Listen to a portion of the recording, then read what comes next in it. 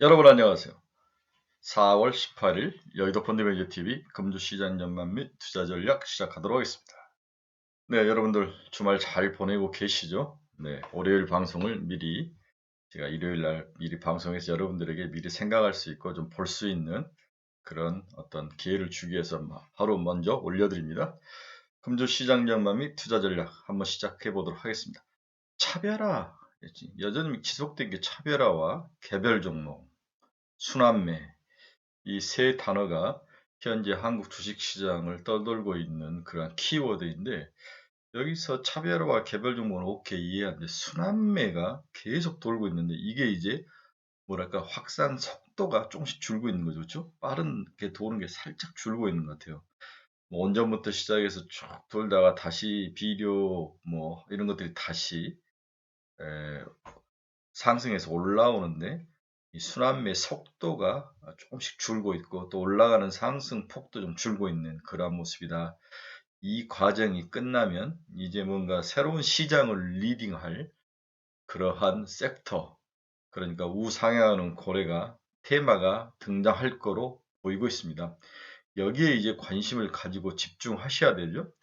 지금 순환매가 돌고 있는 뭐 비료라든지 농산물, 뭐 에너지 이런 데, 곡물 이런 데 들어가면은 이제는 물리고 바보 멍청이 같은 짓이니까 그런 짓은 뭐 그런 투자 전략 하지 마시고 그건 개나 줘버려라. 내 것이 아니다. 이렇게 생각하시고 이 이후에 떠오를 그 무엇, 그 우상향하는 큰 빅고래를 잡는 그러한 전략. 이 전략을 여러분들에게 강력히 추천드리는 바입니다. 구독, 좋아요 많이 눌러주십시오. 네, 현재 여러분 우리 코스피 시장을 한번 봅시다. 이게 코스피 지수 이제 모습인데 확실히 박스권 안에 갇혀 있는 그러한 모습을 보여주고 그렇죠? 네, 박스권 안에서 갇혀 있습니다. 뭐 이제 전 고저점을 한 번, 두 번, 뭐 세 번, 여러 번 찍었다 볼 수 있는데 굉장히 작은 변동파들이 움직이면서 옆으로 횡보하는 그러한 장세를 보이고 있는데, 이게 이제 밑으로 빠질 것인지 위로 올라갈 것인지 뭔가 변곡점이 곧 다가올 것 같아요. 빠져야 되는데 안 빠졌다고 생각하면 위로 올라갈 것이고, 올라가야 되는데 못 올라가고 옆으로 기었다 그러면 빠질 것인데, 지금은 많이 빠져야 되는데 안 빠지고 잘 버티고 있다. 이렇게 해석을 하는 게 맞는 것 같아요.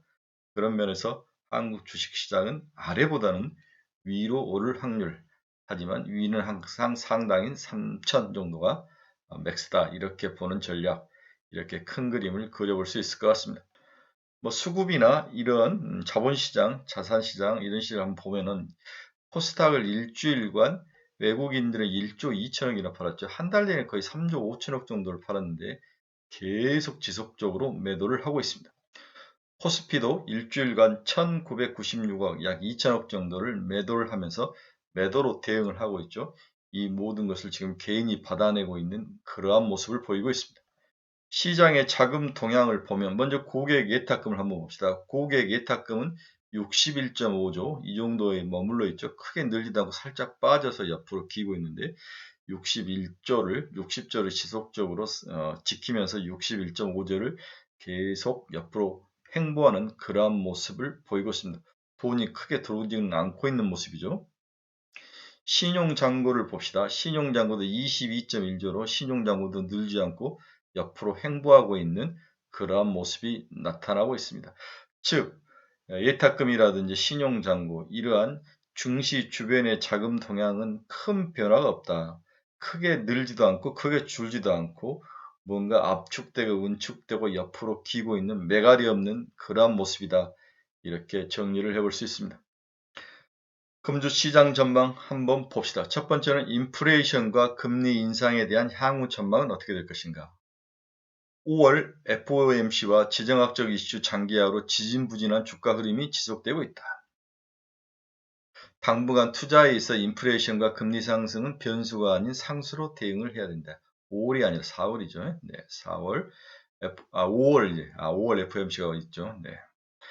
다음에 3월 미국 소비자 물가는 발표가 됐는데 두 가지 변화를 반영했다고 판단된다. 첫째는 물가 상승의 정점을 통과했다는 시그널과 서비스 물가가 상승 압력으로 확대되고 있다. 이 두 가지 시그널을 우리에게 보였습니다. 물가 상승률은 연말로 갈수록 둔화되겠지만 그 폭은 크지 않을 전망입니다. 이게 가장 큰 문제점으로 보이죠. 꺾이긴 하지만 꺾이는 강도가 크게 꺾여야 되는데, 크게 내려와야 되는데 많이 내려오지 않고 5, 6% 정도에서 옆으로 길 확률, 이렇게 된 게 가장 최악의 케이스라고 그랬죠. 이 이유는 주거비 등 서비스 물가가 상승 압력이 높아졌기 때문이죠. 그렇죠? 서비스 물가는 수요 쪽 견인인데, 이제 공급 측 요인이 8.5까지 올려놨다가 하락을 해서 공급 쪽에서 문제가 살짝 해결이 되면은 수요 쪽에서도 인플레이션 요인으로 크게 하락지 않고 중상 정도에서 유지될 그 확률, 이러한 것들이 장기화됐을 때 글로벌 주식시장이 가장 침체적이고 주식시장이 악영향이 클 거다라고 이제 많은 사람들이 예측하는데, 저도 그 부분에 동의를 하죠. 에너지와 중고차 물가 상승 기여도가 코로나 이전 수도 낮아진다고 해도 물가 상승률은 5에서 6%대에서 지속적으로 머물 확률이 높아 보이죠. 이제 최근에 일부 긍정론자는 연준의 정책인 정상화 속도 조절에 일단 문제가 생길 수 있는 게 아니라 여기에 좀 기대감이 있는 거죠. 그 이유는 피크아웃을 쳤기 때문이다. 한 두 번 정도 50bp 올린 이후에는 속도 조절을 할 게 아니냐. 그렇다면 조금만 참고 있으면 주식시장은 좋아지는 게 아니냐. 이러한 예측들을 좀 쏟아내고 있는데, 일각에서는 연준이 3월 물가지표의 피크아웃 시그널을 근거로 정책 정상화 속도 조절에 나설 가능성에 많이 언급하고 있죠.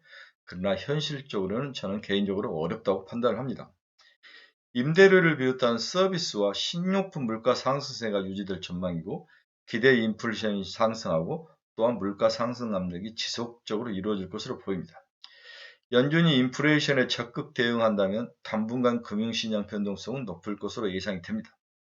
물가에 따라 금리 전망이 비교적 크게 변할 가능성은 배제할 수는 없습니다. 그러나 피크아웃을 쳤다고 또 이제 한번 피크아웃을 하기는 해야 되는데, 피크아웃의 하락 속도 이후의 하락 속도가 크지 않기 때문에 연준의 정책 변화, 즉 물가를 안정시켜 떨칠 그러한 지속적인 금리 인상 정상화 방향은 변하지 않을 것이다. 당분간 이 변화에 배팅을 하는 것은 어리석은 일이다. 이렇게 요약 정리를 해볼 수가 있을 것 같습니다. 시장은 그나마 다행인 것은 경기 침체 시그널이 미약하게 나타나고 있다는 점이죠. 올해 경기 침체에 직면할 가능성이 낮다는 점은 다행스럽다고 보여진다.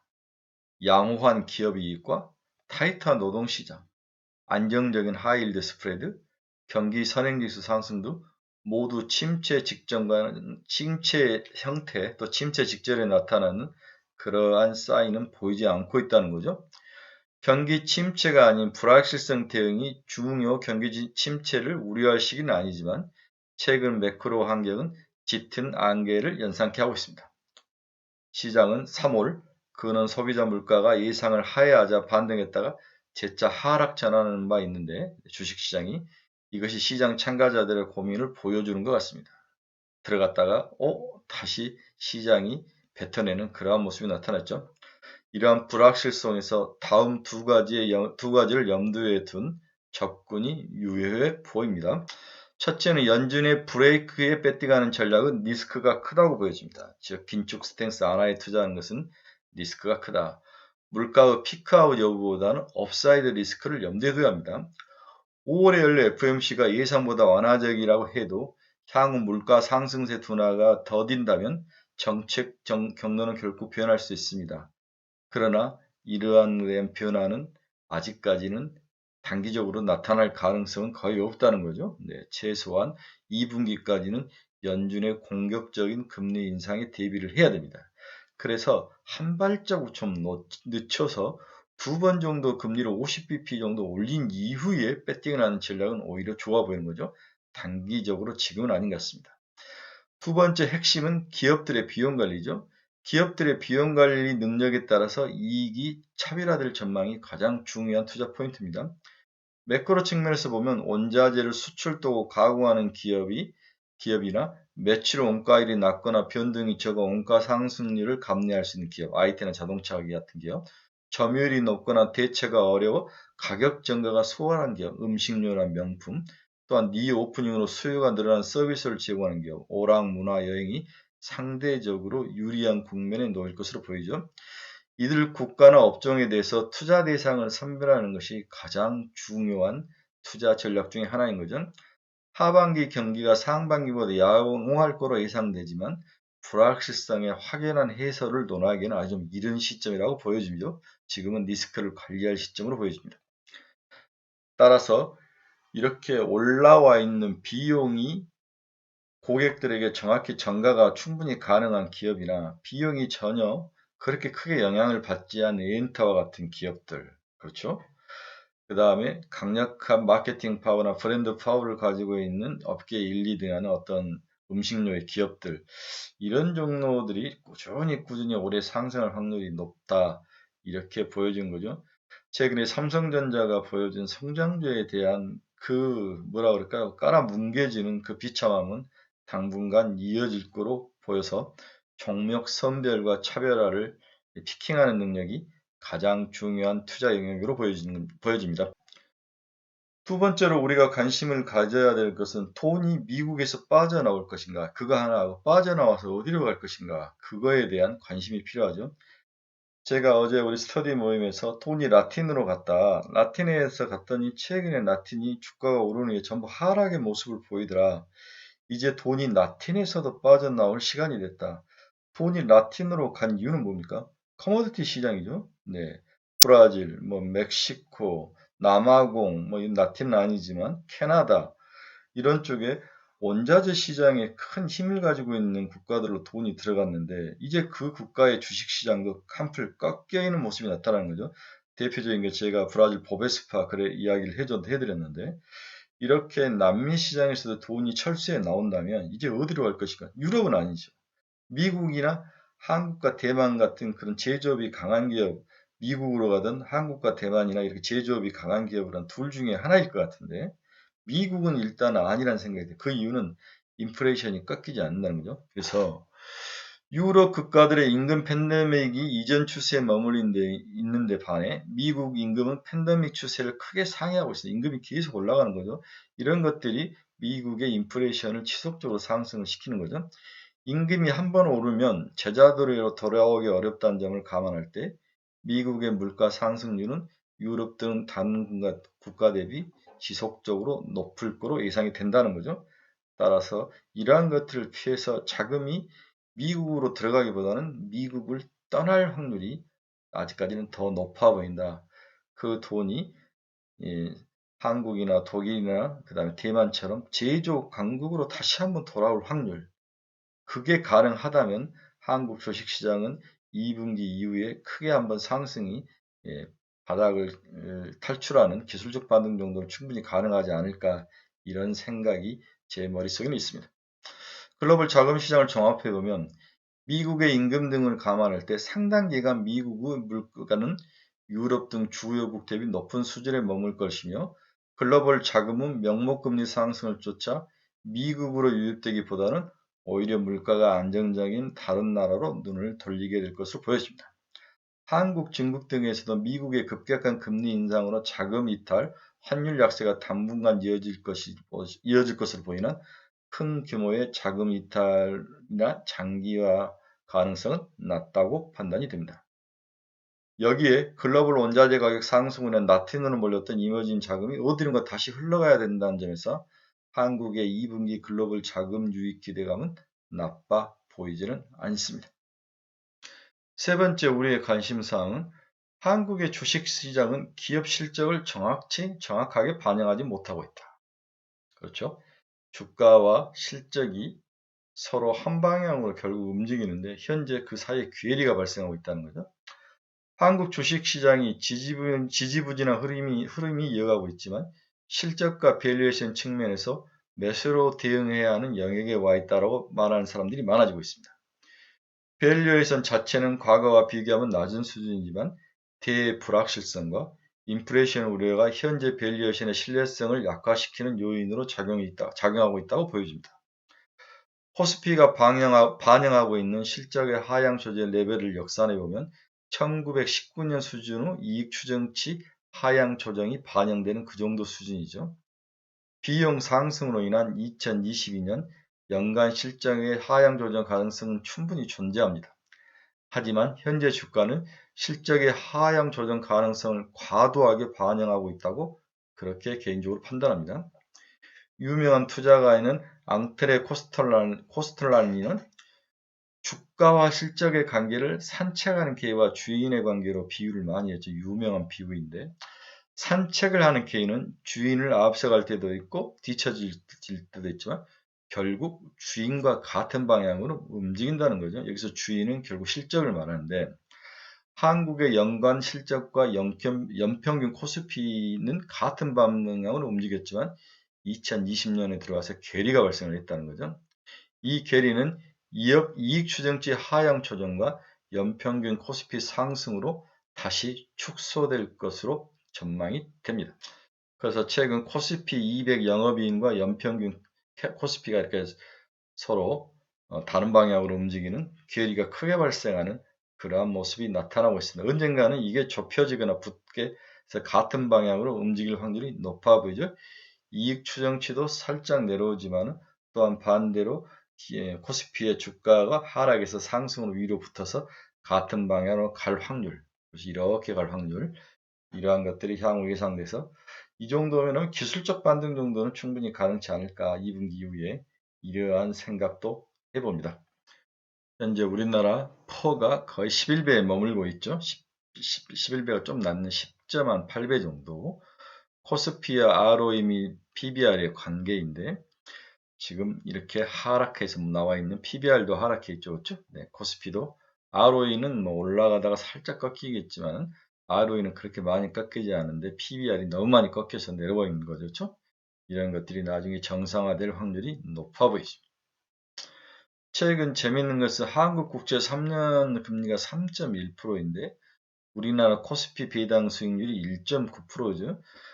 장이 좋을 때는 코스피 배당 수익률이 금리보다 위에 있고 장이 나쁠 때는 국채 3년 수익률이 코스피보다 배당 수익률이 위에 있는 그러한 상황이죠. 이럴 때는 당연히 채권이 더 매력적이죠. 그렇죠? 주식보다도 이러한 관계들이 현재 나타나고 있는 모습입니다. 또한 할인율, 금리와 퍼의 관계를 보면 우리가 고퍼를 퍼가 높아야 주식시장에 있는 종목들이 가격이 올라가죠. 배당 성향을 할인율 마이너스 성장률로 나누는데 이 할인율이 올라가고 성장률이 낮아진다면 분모가 커지면서 퍼가 낮아지죠. 그렇죠? 퍼가 낮아지면 종목당 줄 수 있는 밸류에이션에서 불리한 위치에 처한다는 거죠.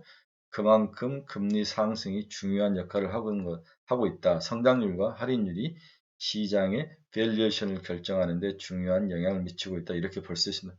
배당 성향은 그렇게 늘지 않는데 금리가 오르고 성장률이 낮아진다면 한국의 퍼에 대한 가치는 낮아질 확률이 높다. 그렇지만 지금에 있어서 배당 성향보다 할인율이 좀 금리가 좀 낮아지고 성장률이 다시 올라간다면 퍼는 다시 올라갈 수 있다. 이게 2분기부터 좀 나타날 확률이 있지 않느냐, 조정이 좀 나타날 수 있는 가능성이 있지 않느냐, 이러한 희망을 가져보게 되는 거죠. 지금까지 뭐 경기 펀더멘탈에 대해서 제가 주절주절 이야기를 했는데 결국 요약 정리를 해보면 인플레이션이 피크아웃을 치는 모습이 나타났다. 하지만 여기에 배팅을 해서는 안 된다. 피크아웃이 꺾이는 게 중요한 게 아니라 얼마나 많이 꺾이느냐. 그 꺾임의 강도가 중요한데 많이 꺾일 것 같지는 않다. 따라서 여기에 배팅해서 미국 FOMC나 글로벌 이제 중앙은행들의 금융정책, 통화긴축전쟁이 살짝 완화 쪽으로 변할 가능성, 좀 누수하게 변할 가능성에 배팅하는 것은 좀 이른 것 같다. 이게 이제 제 기본적으로 생각하는 거다. 또한 한국의 주식시장은 실적에 비해서 너무 좀 저평가되어 있다고 보는 거죠. 고평가가 아니라 저평가되어 있다. 향후에 여기에 대한 정상화 과정이 좀 일어날 확률이 높다. 이 정상화 과정이 크게 나타나지는 않지만 기술적 반등 정도는 충분히 가능한 게 아닌가. 이렇게 좀 긍정적인 시각으로 일단은 제가 앞에 저의 생각을 가정을 해 두었습니다. 그러면은 무엇 투자를 할 것이냐? 이게 이제 핵심이죠. 여러분들이 제일 관심을 갖는 분야는 좋아. 그렇다면 나는 무엇 투자를 하지? 뭐 이런 거죠. 그렇죠? 네. 첫째, 모빌리티와 같은 섹터 공략이 필요하다. 이 모빌리티는 2차 전지를 말하는 건데 따라서 시장 수급 영향을 받을 수밖에 없는 초대형주보다는 성장이 명확한 모빌리티, 매크로 이슈에서 자유로운 니오픈 관련 업종으로 압축 대응하는 것이 좋아 보입니다. 모빌리티는 전기차와 2차전지, 자동차 전장 분야와 같은 건데 2분기에 비중을 확대해야 될 업종으로 보여진다는 거죠. 재정학적 리스크로 인한 소재 가격 급등 영향으로 우리나라 자동차, 배터리 기업들은 출하의 차질을 겪었고 주가 또한 조정을 받았습니다. 하지만 최근에 차량용 반도체 부품 재고가 원활해지면서 글로벌 자동차 기업들의 전기차 출시가 본격화될 것으로 전망이 됩니다. 특히 테슬라처럼 막혔던 상하이 공장이 풀린다면 다시 Q가 늘어날 수 있는 그러한 가능성은 충분히 있습니다. 올해는 글로벌 신차 생산에서 전기차 비중이 최초로 10%를 넘어서기 시작할 것으로 전망됩니다. 글로벌 자동차가 총 1억 대까지가 팔리다가 최근에는 생산이 9천만 대로 살짝 줄었죠. 여기에서 10%면 900만 대 정도. 그렇죠? 이 정도가 올해 판매될 것으로 예상을 하고 있습니다. 국내 시장에서는 모빌리티보다 더 성장력이 명확한 업종을 찾기 힘든 상황입니다. 자, 이게 전기차, 내연차 판매 비중이죠. 이게 약 9천만 대 정도이고, 여기에 이제 전기차 판매 비중이 10%를 쭉 해서 치고 올라가는 모습, 그 모습이 나타날 거로 보고 있습니다. 두 번째는 리오픈 테마는 매크로 이슈에서 가장 자유로운 투자 대안이죠. 그렇죠? 리오픈. 우리나라는 18일부터 사회적 거리두기가 제한이 전면 해제됩니다. 코로나19 법정 감염병 등급도 25일부터 2등급으로 하향되고 5월 하순부터는 확진자 격리 의무가 없어집니다. 사실상 계절 독감으로 낮춰지는 거죠. 금주는 영화관 실적 턴어라운드와 콘텐츠 사업 성장의 가장 자회사 가치가 상승되는 J 콘텐츠를 제가 좀 좋게 보고 있습니다. 여기에 쇼박스, 뉴, CJ, CGV 등 이러한 종목들도 향후에 상승할 거로 보입니다. 사람들이 여행 가고 싶은 것은 현실적으로 좀 제약이 있지만 영화관에서 팝콘 보면서 콜라 마시면서 영화 보는 그 욕구는 충분히 분출이 가능할 거로 보이죠. 또 좋은 영화들이 상영이 되기 시작했습니다. 그래서 J 컨텐츠리, 쇼박스, 뉴, CJ, CGV는 충분히 한번 투자를 해본다가 CJ, CGV죠. CGV가 아니라 CJ, CGV. 이 정도는 충분히 사서 플러스 20% 정도 목표 수익률을 잡고 들어가서 단기 매매를 해볼 만한 가치가 있어 보입니다. 세 번째는 자동차에 대한 관심이 필요하죠. 지난주부터 자동차들이 이제 꿈틀꿈틀 하기 시작했죠. 앞에서도 이야기했지만 자동차에 관련된 반도체 수급 문제가 살짝 풀리기 시작했다는 거죠. 그러면서 밀려있던 자동차 생산량이 늘어날 확률이 높아 보입니다. 1분기 대비 2분기 순이익 증가가 예상되는 업종 중 코스피 대비 1분기 절대적 상대적으로 퍼가 낮고 2분기 수익 증가를 기반으로 더 낮아질 수 있는 섹터는 은행과 자동차죠. 9.8배에서 8.2배로 퍼가 낮아지는 거죠. 그렇죠? 이러한 종목들은 사볼 만하다. 매력이 있는 거죠. 밸류에이션 측면에서. 은행보다는 지금은 자동차 관련 기업에 대한 관심이 필요합니다. 기아차, 화신, SL 등 이러한 종목들에 대해서 선별 투자가 필요한 화신이 일단 금요일날 움직이기 시작했죠.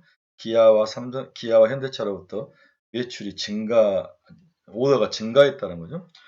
제가 스터디 모임에서도 이야기를 했는데 철강과 알루미늄 중에서 탄소 배출이 알루미늄 8배가 더 많다는 거죠. 철강이 오히려 탄소 배출이 적은 거죠. 그래서 철강을 잘 이용해서 철강 관련 가볍게 한다든지 단단하게 한다든지 뭔가 탄소 배출을 적게 하는 거. 현실적으로 이러한 업종들을 가진 기업들이 향후에 오더를 더 많이 받을 확률이 높아 보인다. 이렇게 얘기를 할 수 있죠. 그래서 화신이나 SL, 기아차 이러한 자동차 관련주들이 향후에 다시 한번 시세를 완만하게지만 상승 시세를 뿜을 확률이 높아 보인다. 그래서 관심이 반드시 필요하다. 이렇게 정리를 해드릴 수 있습니다. 네 번째, 조선주는 필수 아이템이다. 아무리 생각해도 조선주는 꼭 필요합니다. LNG선 이야기하지 않아도 조선주는 이미 업종 자체가 실적이 턴어라운드를 하고 있는 것 같아요. 현대중공업, 대우조선해양, 현대미포조선 셋 중에 하나는 반드시 가지고 있어야 된다. 그렇지 않으면 소외감에 시달릴 것이다. 이렇게 여러분들에게 조언을 해드립니다. 다섯 번째는 애플카 수혜주입니다. F가 수혜주는 LG 이노텍은 잘 아시죠? 자화전자가 최근에 등장했고 LNF, MC넥스 이 세 개가 또 새롭게 애플카 수혜주로 등장을 하고 있는데 2차 전지 관련주인 LNF가 애플카의 개발 본격화에 투자로 주목을 받고 있다. 지난 13일 업계에 따르면 애플은 전기차 기업인 테슬라와 같이 중앙 집중형 OS를 운행하는 자율주행 전기차 개발을 진행한 것으로 알려졌다. 스마트폰처럼 자율주행의 모든 기능을 하나의 OS로 지원하는 방식으로 애플이 애플리케이션 프로세서 AP를 직접 설계한 후 한국 부품사가 후공정 일부를 만든다는 것이다. 이번에 자율주행 관련 부품들과 소프트웨어에 대해 국내 기업들이 참가한다는 것만 언급되었지만 애플의 자율주행 전기차 개발이 사실상 확실해졌다는 것으로 해석된다면 2차 전지 관련주인 LNF가 일단 애플카의 서프라이 체인에 들어갈 거로 보여집니다. 또한 애플은 국내 한 부품 기업의 자율주행 센서 부품 DCU 개발을 의뢰한 것으로 확인됐는데 DCU가 뭡니까? 도메인 컨트롤 유닛이라고 해서 AP를 통해서 전체 자동차 시스템을 조율하는 그런 중요한 칩을 DCU라고 볼 수 있는 거죠. 그 시스템을 이렇게 한 것들 관련주들이 국내 시장에서 들썩했다는 거죠. 자화전자는 2023년까지 1,900억가량을 투자해 경북 구미의 애플용 전자부품 공장을 짓기로 했다는 거죠. OIS를 생산할 예정이다. 자화전자는 이곳에서 아이폰 14용 전달림 보정 부품 자체 OIS를 생산할 전망이다. 삼성전자가 카메라 부품 협력사가 애플 공급망을 진입한 것은 대기업인 삼성전기를 제외하면 처음인 것으로 알려졌다. MC넥스도 애플카 이슈로 지금 주목을 받고 있다. 자화전자는 애플카가 아니라 애플이죠. 네, 애플의 수혜주이고 MC넥스는 애플카 수혜주로 볼 수 있습니다. MC넥스는 모바일 카메라 모듈, 전장 카메라 모듈, 블랙박스, IP 카메라 제조 사업을 영위하고 있는 기업으로 자율주행 전기차 관련주로 언급되고 있다. 이번에 MC넥스의 강세는 애플카가 자율주행 AP를 설계한 후 후공정을 한국 기업에 맡긴다는 소식이 영향이 미쳤는데 이게 혹시 MC넥스가 아닐까 하는 그러한 이야기가 있는 거죠. 후공정이라. 이 반도체 후공정이 아니고 뭔가 자율주행 AP에 관한 후공정인데 MC넥스는 카메라 관련주이기 때문에 이러한 후공정의 개념과 좀 먹는데 이건 좀 기자나 이런 사람들이 잘못 쓴 거 아닐까 생각도 드는데 일단 애플카에 들어가는 카메라 모듈 관련된 그러한 회사의 MC넥스도 좀 포함은 될 수 있다. 하지만 AP칩 후공정 관련된 기업은 MC넥스로 보기는 좀 힘든 거죠. 이와 동시에 자율주행 전기차에 필요한 전자 카메라 모듈을 생산하는 MC넥스도 기대 수주감이 있어 보인다. 자, 다시 정리하면 LG 이노텍, 다음에 양극재인 LNF, 다음에 애플의 OIS로 편집이 될 자화전자, 그리고 애플의 카메라 모듈이나 IP 카메라 제조, 블랙박스 같은 것을 납품할 수 있는 MC넥스, 이 정도가 애플과 애플카 관련 기업이라고 볼 수 있다고 요약 정리를 해볼 수 있습니다. 따라서 애플카에 대해서 너무 머리 아프고 뭘 사야 될지 모르겠다. 그러면 LG이노텍 45만원에서 50만원 사이 이렇게 보시면 돼요. 다음에 LNF는 저는 시총 한 10조에서 12조 정도 보는데 이 정도 수익률 이렇게 보면 두 종목만 봐도 충분하지 않을까. 그 다음에 자화전자는 목요일날 크게 올라간 후에 금요일날 살짝 조정을 받고 내려왔는데 자화전자는 사서 가져가야 될 것 같아요. 애플의 뭔가를 부품이라든지 이러한 것들이 들어갈 수 있는 공장을 지으라고 사인을 줬다는 것은 보험사의 능력을 확인해 줬다는 거죠. 이런 면에서 자화전자는 반드시 가져고 가야 될 아이템으로 보여집니다. 다음에 사료와 비료는 어떻게 볼 것이냐. 물론 지금은 좋습니다. 하지만 상승시마다 이익을 실현해야 될 각오로 보여지는 거죠. 그렇죠? 네. 국제곡물공 가격이 급등하고 국제 사료가 또 거기에 비해서 사료를 넣어서 곡물 가격 상승에 대비해야 되고 아르헨티나에서 곡물 수출이 막힌 상황이고 이런 것들이 이제 곡물 가격을 올렸는데 여기에 비료 가격이 치고 올라왔는데 그래서 사료는 한일 사료, 비료는 남해화학 이 두 종목 정도가 좋아 보이는데 한일사는 이미 이제 금요일 상을 쳤기 때문에 추격하는 것은 부담스럽지만 남해화학 정도는 비료로 해서 추가 한 15% 정도 보고 들어가도 굉장히 단타로는 괜찮아 보여요. 하지만 이러한 종목들을 가지고 계신 분은 올라올 때마다 이익 실현을 하면서 줄여야 되는 게 아닌가 그런 생각이 듭니다. 저는 개인적으로 사료와 비료에 대해서는 좀 비추, 추격하는 것은 비추이다. 정 단타를 하고 싶은 사람들은 플러스 15% 정도를 잡고 들어가는 것은 나빠 보이진 않는다. 이렇게 정리가 가능합니다. 다음으로 제가 생각하는 것은 아웃바운드 여행, 우리가 밖으로 나간 것만 생각하지 말고 외국인이 우리나라 들어왔을 때 수혜주는 뭔가 인바운드 여행객도 고려가 필요하다. 그렇죠? 세계에서 지금 아시아에서 문이 활짝 열린다는 한국과 싱가포르 두 나라입니다. 일본은 지금 닫아놓고 있죠. 싱가포르와 한국 이 두 나라에 이제 관광객들이 외국인들도 여행을 가고 싶으니까 어디를 가야 되지 않겠습니까? 따라서 여기에 가장 큰 수혜주는 호텔 신라다. 지금 81,000원인데 사서 10만원까지는 충분히 견딜만한 좋은 종목 중에 하나이다. 이렇게 저는 호텔 신라를 좋게 보고 있습니다. 마지막으로는 6월 15일 정도에 있을 나로 발사죠. 나로 발사는 굉장히 중요한 포인트입니다. 신정부가 5월 10일 날 출범하고 6월 10며칠 한 달 만에 있는 글로벌 행사는 아니라 우리나라의 사람들에게 국민들에게 꿈과 희망을 줄 수 있는 그러한 중요한 행사 빅 이벤트죠. 그렇죠? 네.